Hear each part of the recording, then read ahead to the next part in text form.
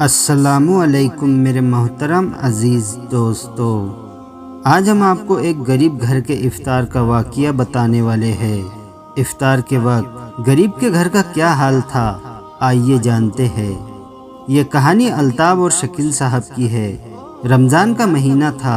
الطاف نے اپنی بیوی سے کہا، جلدی کرو، افطار کا وقت ہونے والا ہے۔ الطاف صاحب گھڑی کو دیکھتے ہی بولے، کیا لسی اور شربت بنا لیا ہے؟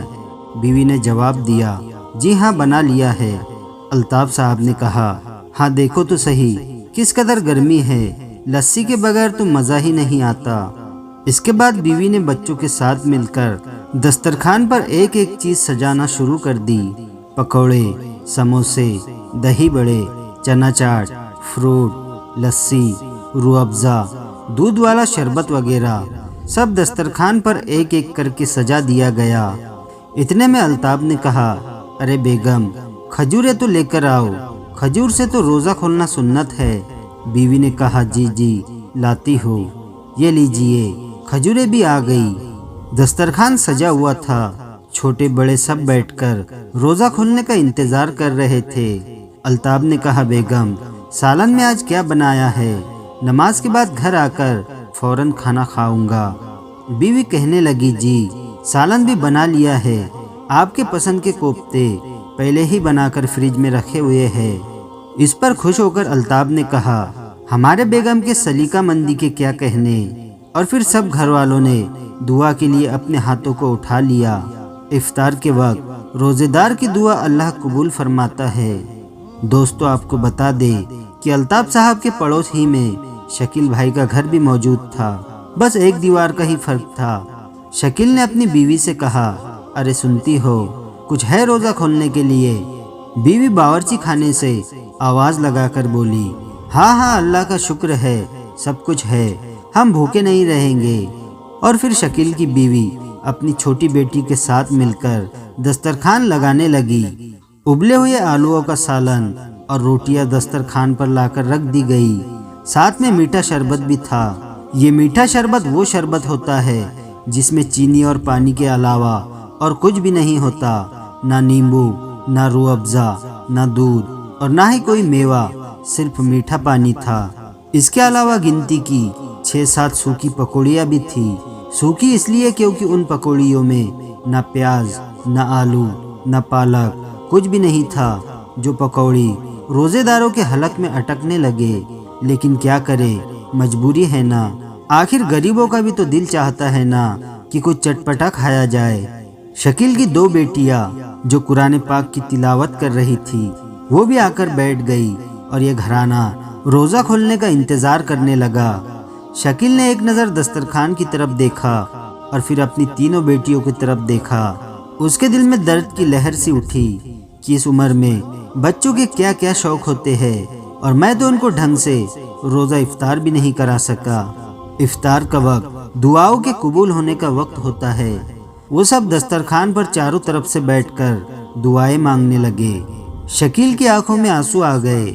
وہ اللہ کی بارگاہ میں فریاد کرنے لگا، اے اللہ، میرے بچیوں کے نصیب اچھے کرنا، آگے انہیں غربت کی چکی میں پیسنے سے بچا لینا۔ اے میرے مولا، انہیں نیک، شریف اور خوشحال رشتے عطا فرمانا۔ بیٹیاں بہت سمجھدار اور صبر کرنے والی تھی، مگر سب سے چھوٹا بیٹا یہ سب برداشت نہیں کر پاتا۔ وہ کہنے لگا، امی، ابھی میں اسد کے ساتھ اس کے گھر چلا گیا تھا، اس کے گھر میں دسترخوان روزانہ بھرا ہوا ہوتا ہے، یہ سب کچھ ہمارے گھر میں کیوں نہیں ہوتا امی؟ مجھ سے نہیں کھائی جاتی روز روز آلو، کبھی ٹنڈے، کبھی دال۔ ماں نے بیٹے سے کہا، بیٹا صبر کرو، اللہ سب ٹھیک کر دے گا۔ بیٹے نے کہا، امی صبر تو کرتا، لیکن ہفتے میں 1 دفعہ تو اچھا کھلا دیا کرو، کبھی تو شربت میں روح افزا ڈال دیا کرو، کبھی تو گوشت یا مرغے کا سالن بنا دیا کرو۔ بیٹا ابھی چھوٹا تھا، اس کی عمر 11 یا 12 سال ہی تھی۔ اس کا نام احمد تھا۔ ماں کا دل تڑپ اٹھا۔ اس نے بڑھ کر احمد کو سینے سے لگا لیا اور خود بھی سسک سسک کر رونے لگی اور کہنے لگی، صبر کر میرے لال، صبر کر، اللہ نے صبر کرنے والوں کے لیے جنت بنائی ہے، وہاں سب کچھ ملے گا، بیٹا صبر کرو۔ بیٹا بھی ماں کے سینے سے لگ کر ہچکیاں لے لے کر رونے لگا۔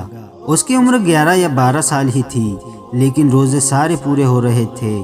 آج نہ جانے وہ ایسا کیوں بکھرا کہ سنبھلنا ہی مشکل ہو گیا۔ بچی ابھی اندر ہی اندر گھٹ رہی تھی، حالات کو سمجھتی تھی، اس لیے کبھی کہتی نہیں تھی کہ امی جان افطار ہی کی کیا بات ہے، سحری میں بھی تو سوکھی روٹیاں نہیں کھائی جاتی، سحری میں تو 2 چمچ دہی مل جایا کرے تو کیا بات ہو۔ پڑوسن بتا رہی تھی کہ شہری میں دہی کھانے سے پیاس نہیں لگتی۔ وہ اندر ہی اندر نہ جانے کیا کیا سوچ رہی تھی۔ چھوٹی بیٹی بھی آسمان کی طرف دیکھنے لگی۔ اسلام میں تو کہا گیا ہے کہ اللہ کی راہ میں خرچ کرو۔ اے اللہ، کیا یہ لوگ قرآن نہیں پڑھتے؟ کیا قرآن ان کی سمجھ میں نہیں آتا؟ پھر لوگ کیوں نہیں اللہ کی راہ میں خرچ کرتے ہیں؟ یہ لوگ کیوں نہیں سمجھتے کہ غریب کا بھی تو دل ہوتا ہے، خواہشیں ہوتی ہے، کبھی کبھی تو ہمارا بھی اچھا کھانے کو جی چاہتا ہے۔ اے میرے اللہ، میں تجھ سے گلہ نہیں کر رہی ہوں، ہمیں تو جس حال میں بھی رکھے ہم تجھ سے راضی ہے۔ میں تو بس اپنی دل کی باتیں تجھ سے کر رہی ہوں، امی سے کہوں گی تو وہ دکھی ہو جائیں گی، اس لیے میں تجھ سے کر رہی ہوں۔ اے اللہ، کچھ اچھا کھانے کو بہت جی چاہ رہا ہے، بہت پیاس لگی ہے، دودھ والا شربت پینے کو جی چاہ رہا ہے۔ اے میرے اللہ، تو ہمیں اپنے فضل سے دنیا میں بھی کھلا اور آخرت میں بھی ہمیں نعمتوں بھری زندگی عطا فرما اور ہمیں اپنا فرما بردار بنا۔ اے میرے اللہ، اپنے خزانوں میں سے بہت ساری کھانے کی اچھی اچھی چیزیں عطا فرما دے۔ چھوٹی بیٹی اپنے انداز میں اللہ تعالیٰ سے باتیں کیے جا رہی تھی۔ اذان ہونے والی تھی کہ اتنے میں کسی نے دروازہ کھٹکھٹایا۔ شکیل بھائی نے دروازے پر جا کر دیکھا تو الطاف صاحب کھانے کی ایک بہت بڑی ٹرے لیے ہوئے کھڑے تھے، ساتھ میں ان کا بیٹا بھی شربت کا جگ لیے ہوئے کھڑا تھا۔ الطاف صاحب وہی تھے جن کے بارے میں ہم نے آپ کو شروع میں بتایا تھا۔ شکیل صاحب یہ دیکھ کر حیران رہ گئے۔ الطاف صاحب نے آگے بڑھ کر سامان نیچے رکھ دیا اور شکیل بھائی کے ہاتھ پکڑ کر کھڑے ہو گئے اور کہا کہ مجھے معاف کرنا دوست، ساتھ رہتے ہوئے بھی میں تمہارے حقوق سے غافل رہا۔ ابھی بیٹے کی ضد کرنے پر آئس کریم لینے جا رہا تھا تو گلی سے گزرتے ہوئے آپ کے بیٹے کی روتی ہوئی آواز نے میرے قدم کو جکڑ لیا۔ مجھے معاف کرنا میرے بھائی، میں بہت شرمندہ ہوں۔ میں پیٹ بھر کر کھاتا رہا اور پڑوس کی کبھی خبر بھی نہ لی۔ اللہ مجھے معاف کرے، میرے لیے دعا کرنا۔ الطاف بھائی نے ایک لفافہ بھی جیب سے نکال کر شکیل بھائی کے جیب میں زبردستی ڈال دیا اور کہا، یہ میری طرف سے تمہارے بچوں کے لیے ہے، ان کے افطار و شہری کی دعوت، اب باقی رمضان میری طرف سے ہے۔ الطاف بھائی کے پلٹتے ہی اذان شروع ہو گئی اور احمد خوشی خوشی روح افزا والا دودھ کا شربت پینے لگا، اور چھوٹی بیٹی تو اتنی خوش تھی کہ بس نہیں چل رہا تھا کہ اپنے اللہ پر قربان ہو جائے۔ وہ کتنا کریم ہے، کوئی اسے سچے دل سے پکارے تو صحیح۔ تو دوستو، رمضان میں اپنے آس پاس گاؤں محلے بستی میں بھی دیکھے، پڑوسیوں میں دیکھے، کہیں کوئی ضرورت مند تو نہیں ہے۔ بہت سے لوگ روکھی سوکھی کھا کر روزہ رکھتے ہیں اور افطار میں بھی انہیں زیادہ کچھ نہیں ملتا، تو آپ بنا دکھاوا کرے ان کی مدد کرے۔ اللہ تعالی ہم سب کو ماہ رمضان کی رحمتوں اور برکتوں سے مالا مال فرمائے، آمین یا رب العالمین۔ تو دوستو، آج کی ویڈیو آپ کو کیسی لگی ہمیں کمنٹ کر کے ضرور بتائیں، اور ویڈیو کو لائک اور اپنے دوستوں کے ساتھ شیئر ضرور کریں۔